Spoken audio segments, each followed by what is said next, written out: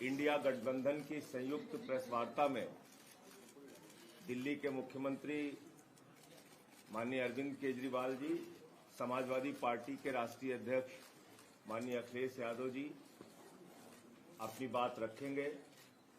दिल्ली के मुख्यमंत्री केजरीवाल जी इंडिया गठबंधन के लिए उत्तर प्रदेश में जनता से अपील करने के लिए आए हैं, वोट मांगने के लिए आए हैं। मैं उनसे अनुरोध करूंगा विनम्रतापूर्वक कि वो अपनी बात रखें। आज यहाँ आए हुए सभी पत्रकार बंधुओं को और जितने दर्शक ये देख रहे हैं उन सबको मेरा नमस्कार, मेरा प्रणाम। आज लखनऊ में मैं उत्तर प्रदेश के सभी मतदाताओं से इंडिया गठबंधन को भारी भरकम वोट देने के लिए, भारी मात्रा में वोट देने के लिए अपील करने के लिए आया हूं। मैं 4 बातें रखना चाहता हूं। पहले चारों बिंदु बता देता हूं, फिर उसको डिटेल में एक्सप्लेन करूंगा। पहला ये कि ये चुनाव भारतीय जनता पार्टी, मोदी जी अपने लिए वोट नहीं, अमित शाह जी को प्रधानमंत्री बनाने के लिए वोट मांग रहे हैं। दूसरी बात, योगी आदित्यनाथ जी को अगर ये लोग जीत गए तो योगी आदित्यनाथ जी को 2 से 3 महीने के अंदर उत्तर प्रदेश के सीएम पद से हटा दिया जाएगा। नंबर 3, इन लोगों की पूरी तैयारी है, अगर ये लोग जीत गए तो संविधान को बदल के SC ST और OBC का रिजर्वेशन खत्म कर दिया जाएगा। और नंबर 4, जो आंकड़े अब देश भर से आ रहे हैं वो ये दिखा रहे हैं कि 4 जून को इंडिया गठबंधन की सरकार बनने जा रही है और NDA को और बीजेपी को बहुत कम सीटें मिलने जा रही हैं। अब मैं अपने सबसे पहले पॉइंट पे आता हूं। जब 2014 में प्रधानमंत्री बने थे नरेंद्र मोदी जी, तो उन्होंने खुद एक रूल बनाया था कि भारतीय जनता पार्टी के अंदर और उनकी सरकारों में 75 वर्ष से ऊपर कोई भी व्यक्ति होगा तो उसको संगठन में और सरकार में किसी भी पद पे नहीं रखा जाएगा, उसको रिटायर कर दिया जाएगा। और उसका सबसे पहले उस रूल के तहत आडवाणी जी को और मुरली मनोहर जोशी जी को रिटायर किया गया था। और उसके बाद तमाम यशवंत सिन्हा जी, सुमित्रा महाजन जी, कई लोगों को यहाँ टिकट नहीं मिली। कई लोग जो पद पे बैठे हुए थे उनको पद से इस्तीफा दिलवा के उनको हटाया गया। ऐसे कई सारे लोग हैं। तो अब अगले साल 17 सितंबर को प्रधानमंत्री मोदी जी 75 साल के होंगे और मोदी जी ने तय कर लिया है कि अमित शाह जी को वो अपना वारिस बनाएंगे और अमित शाह जी अगले साल 17 सितंबर को देश के प्रधानमंत्री बनाने का उन्होंने तय किया है मोदी जी ने।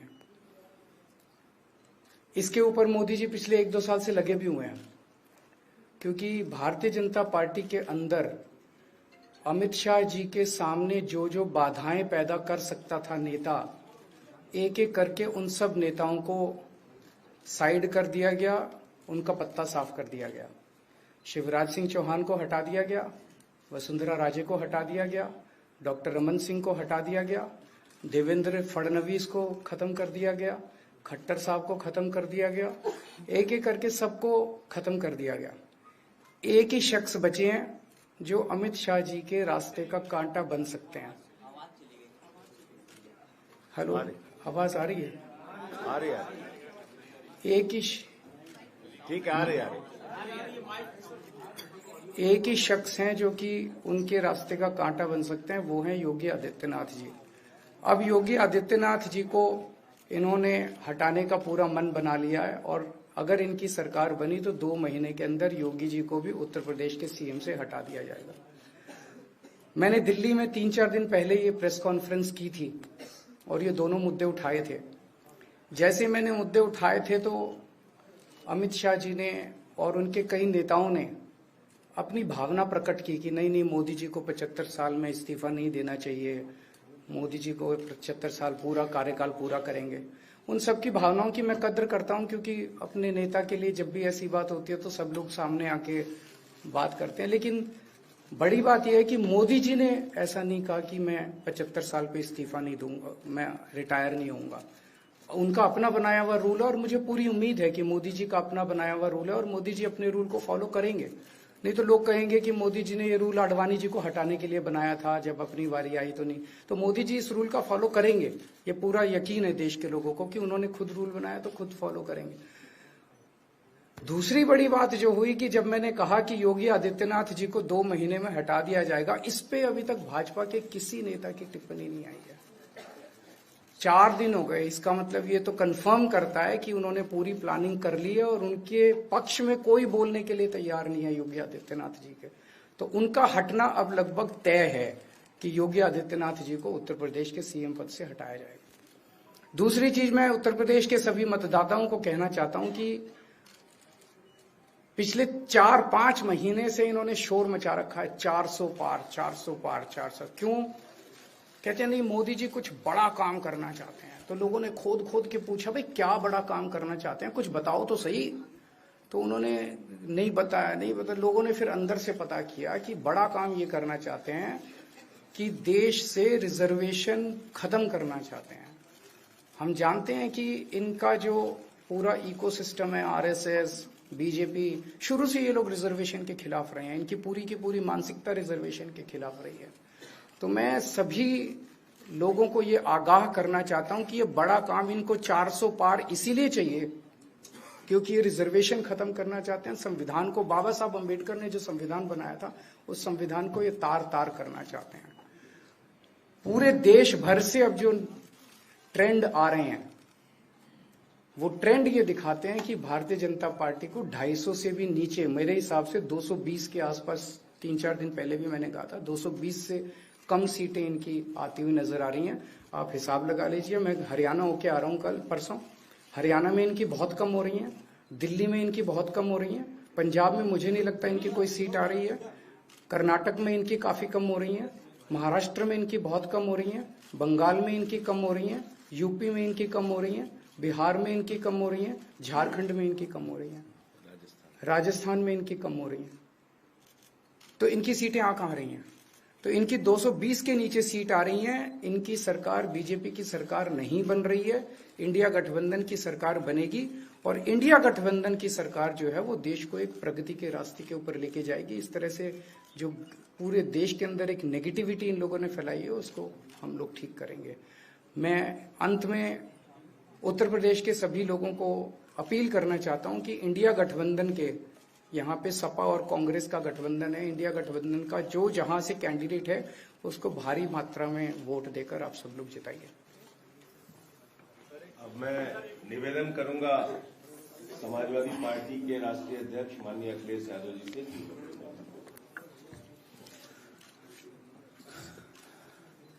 आदरणीय अरविंद केजरीवाल जी का मैं धन्यवाद देता हूं।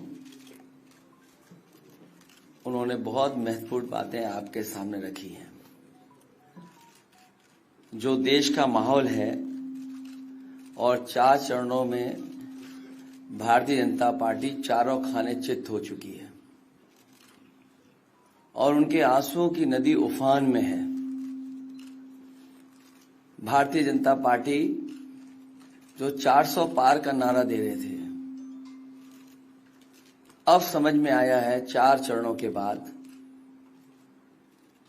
वो बात तो ठीक है कि आरक्षण पे सबसे पहले हमला करेंगे, लेकिन 400 पार नारा इसीलिए दे रहे हैं कि 543 में 400 के बाद वो सीटें देख रहे हैं, तो वो केवल 143 बन रही हैं। तो वो स्वयं स्वीकार कर रहे हैं कि 143 से ज्यादा वो सीटें जीतने वाले नहीं हैं, क्योंकि 400 पार सीटें 143 ही बनती हैं और 140 करोड़ की जनता इस बार इन्हें 140 सीटों के लिए भी तरसा देगी। ये यूपी, दिल्ली और पंजाब ये 99 सीट के खेल में ही उलझ जाएंगे। यहां कुछ इन्हें हासिल होने वाला नहीं है।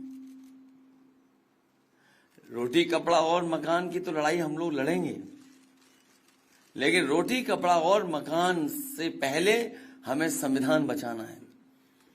संविधान बचेगा तो लोकतंत्र बचेगा और बाबा साहब भीमराव अम्बेडकर जी का दिया हुआ संविधान ये हमें अधिकार, हमें न्याय दिलाता है। भारतीय जनता पार्टी की इस साजिश को आम लोग समझ गए हैं और इस बार सबसे बड़ी हार भारतीय जनता पार्टी की होने वाली है। अभी तक तो हम ये कहते थे कि ब्रह्मांड का सबसे बड़ा झूठ बोल रही है, अब लग ये रहा है हारने के बाद ये ब्रह्मांड का झूठ का विद्यालय खोलेंगे,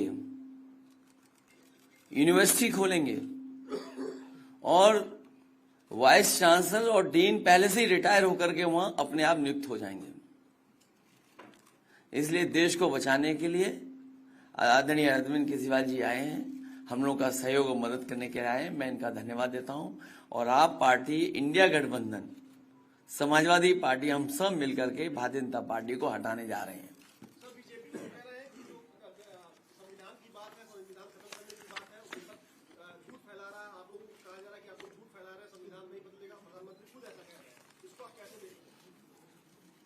उनकी कौन सी बात सच निकलेगी? अभी आपसे कहा कि 75 साल वाला जो वो है रूल नियम, उसको तो फॉलो किया जाएगा ना, इसी से पता लग जाएगा। और एक मिनट अगर आप इनका इतिहास उठा के देखें पिछले 75 साल का, जनसंघ का, आरएसएस का, थ्रू आउट ये लोग रिजर्वेशन के खिलाफ रहे हैं। तो अब 400 सीटें लाके ये संविधान बदल के उस रिजर्वेशन को खत्म करना चाहते हैं।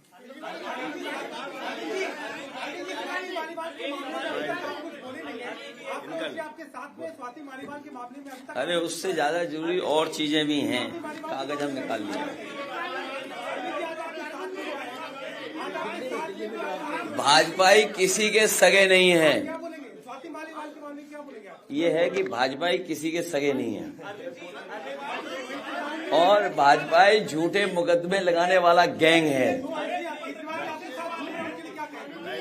हाँ बोलो। बोल रहे बता रहे। हाँ मैं बोल रहा हूँ, एक सेकंड बोल रहा हूँ।